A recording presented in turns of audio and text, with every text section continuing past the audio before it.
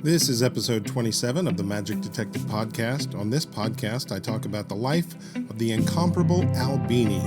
That and more on this episode of the Magic Detective Podcast.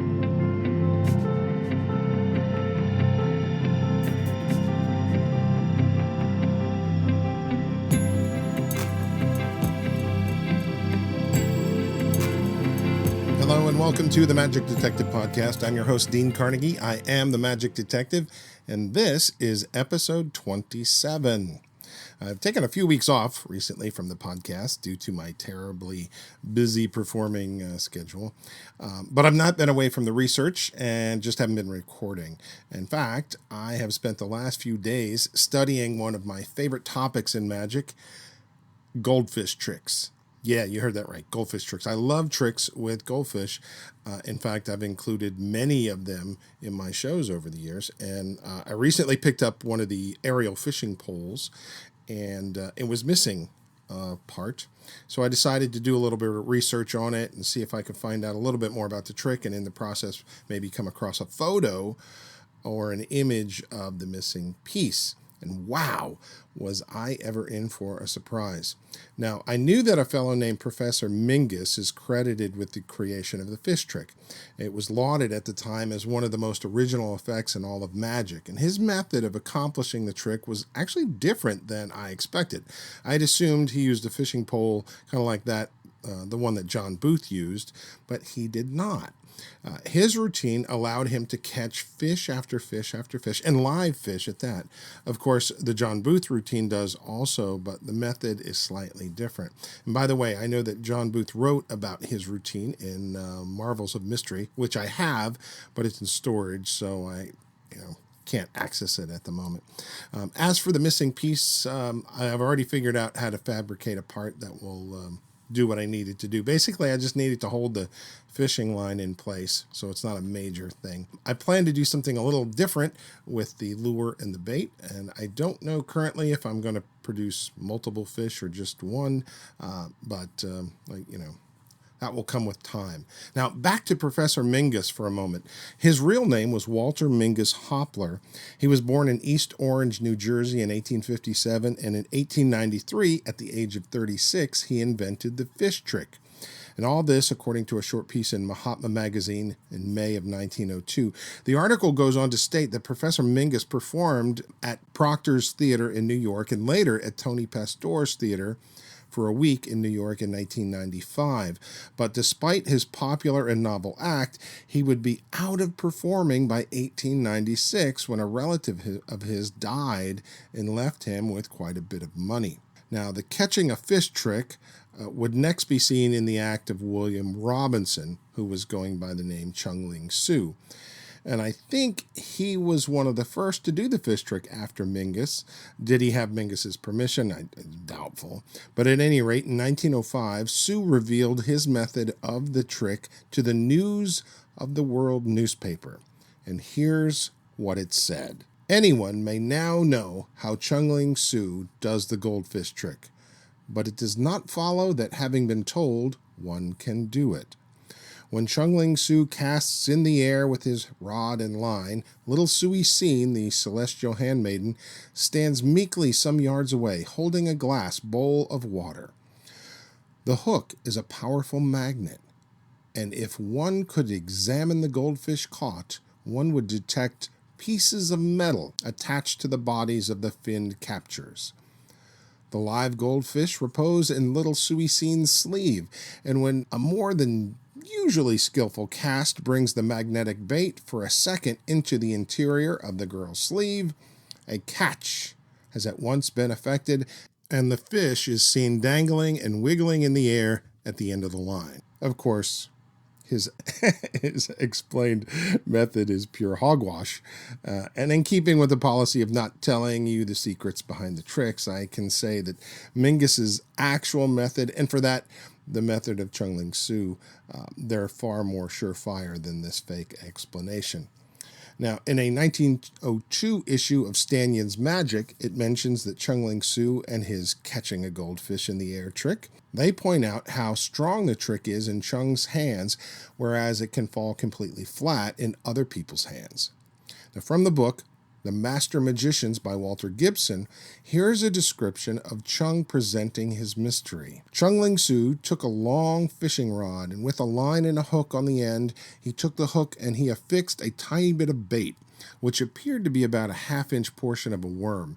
Gazing intently into the air, he extended the end of the pole over the footlights so that the baited hook dangled over the heads of the audience, and he swept it back and forth, and then he whipped the pole upward. Instantly, a squirming goldfish appeared upon the hook, glittering in the spotlight, struggling to get away as Sue swung the end of the line towards himself. The Chinese wizard deftly plucked the goldfish from the rod and dropped it into a glass bowl of water held by Sui Sin. There the fish swam about excitedly while the magician again baited his hook and made another cast above the heads of the audience. And again he caught a shimmering goldfish on the hook and tossed it into the bowl with the first. Again and again he swung the line with its baited hook, catching a third, a fourth, a fifth, all alive and wiggling until the bowl appeared to be a mass of gold.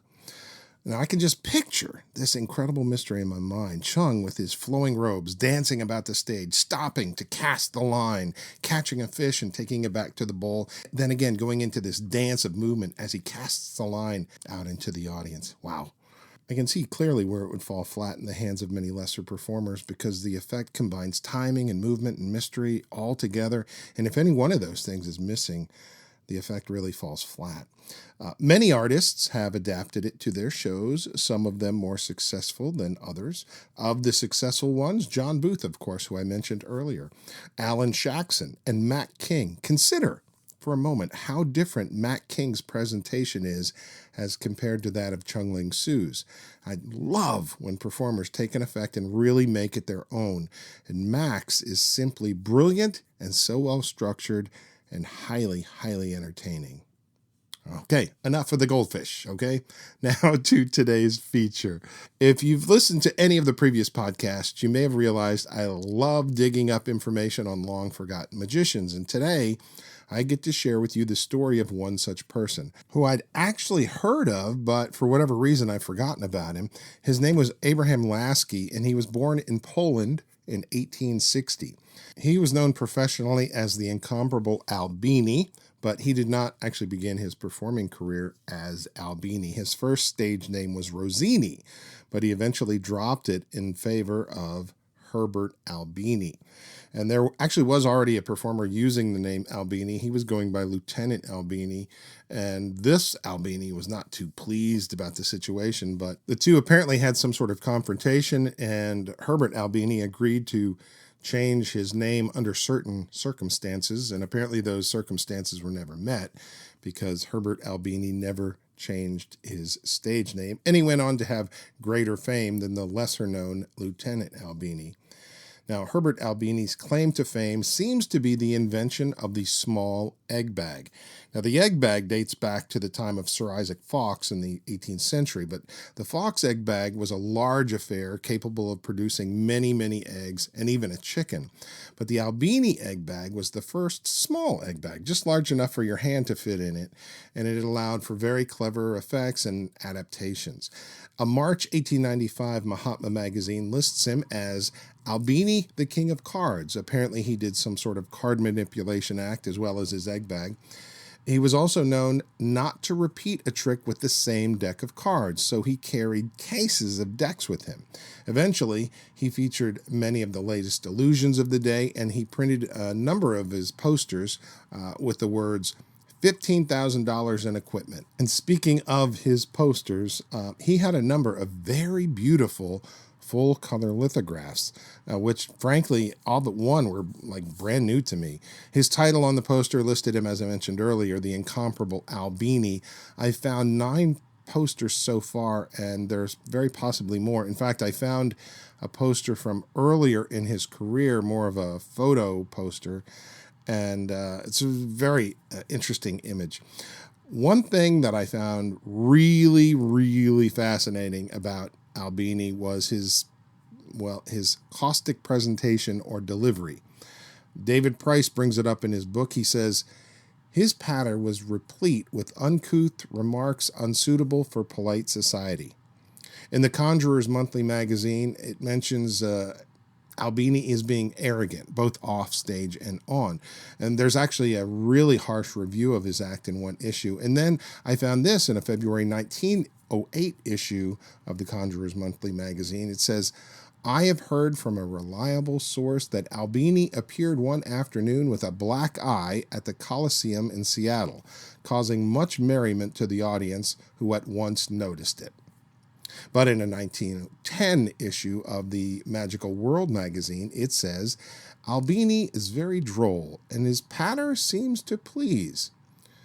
And this got me wondering if perhaps Albini's sense of humor was such that it was missed by many, or perhaps the reviewer in this case was just giving Albini the benefit of the doubt. One thing is certain, he had a style that set him apart from others. Oh, and Albini was known to occasionally present his shows in a state of intoxication. But according to Price's book, you never knew which Albini you were going to get, the rude one or the refined one.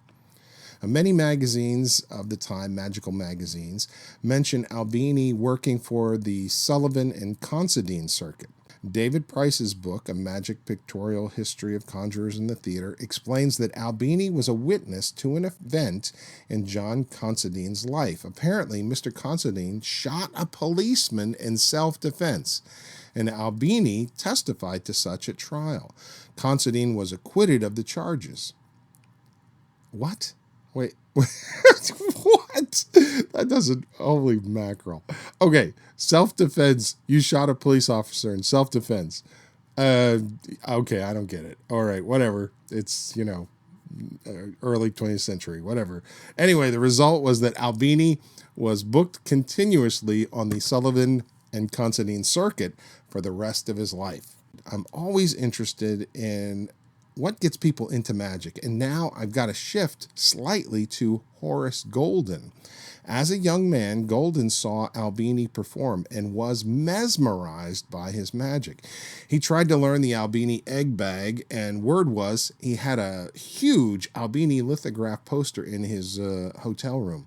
One day, Albini came by for a visit, and what precipitated the visit, I don't know, but Albini, upon seeing this poster hanging in Golden's hotel room, was quite touched, and he went on to be a huge encouragement to Golden, and even taught him his handling of the egg bag, and then gave him written permission to present it. And it's likely that Horace Golden was the only person to actually have Albini's permission. On February 7, 1913, Albini ran an ad in Variety looking to franchise out his show. The ad reads, "Nothing succeeds like success. A new idea for good magicians. I, Albini the Great, will put you on the road with a big illusion act and book it for you. We'll either sell you the goods or work with you on percentage. I have 90 illusions on hand. 3 of my shows now ready and working. Voltaire, booked for solid 12 months with Sullivan and Considine circuit to follow. Devlin and Whedon, open next month. A great opportunity for amateurs to go ahead. I'm always at home. Call." In May 1913, Albini was performing at the Colonial Theater in Chicago, and according to a piece in the Magical World magazine, he complained of an illness and was assisted by his son to his rooms at the Grand Hotel. This was following his first performance. Albini died suddenly in the early hours of Thursday, May 29, 1913. He was 53 years old when he died. He was buried in the Evergreen Cemetery and Mausoleum in Chicago, and he is listed by his stage name on his grave, Herbert A. Albini. After Albini's death in 1913, Stephen Juhas and Sam DeVries purchased the Albini show. This is according to the article in the Magical World magazine.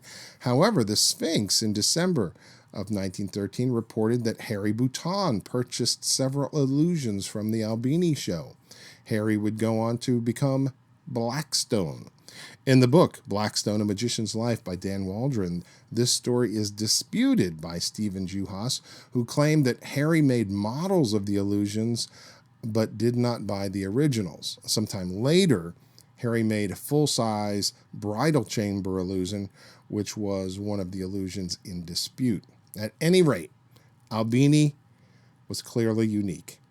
His cutting and edgy humor was likely well before his time, but he'll go down in magic history as one of the more colorful characters and the inventor of the small egg bag.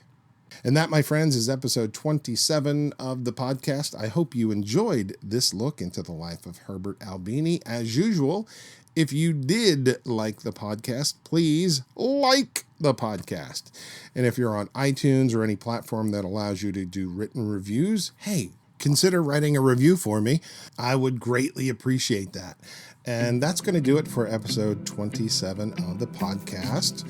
Thank you once again for listening. I really appreciate it. My name is Dean Carnegie. I am the Magic Detective, and I hope you have a great week.